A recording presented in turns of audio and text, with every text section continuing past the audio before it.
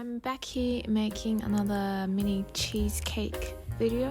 Today I'm mixing some crushed biscuits with some butter, lemon juice, and then leave it in the fridge for 30 minutes.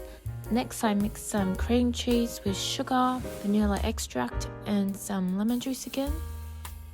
Mix it all up, add some thick cream, some gelatin, pour a small layer, and leave in the freezer for about 20 minutes. Add some food coloring and basically just repeat each layer.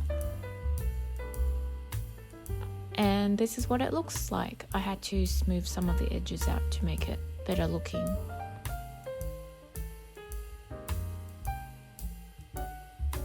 Next, for the fondant sugar art decorations, I use these little molds.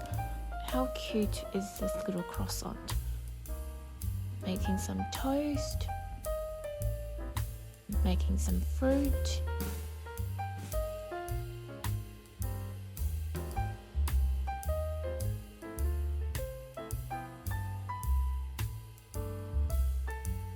little strawberry banana toast, decorating some mini cupcakes, and that's it.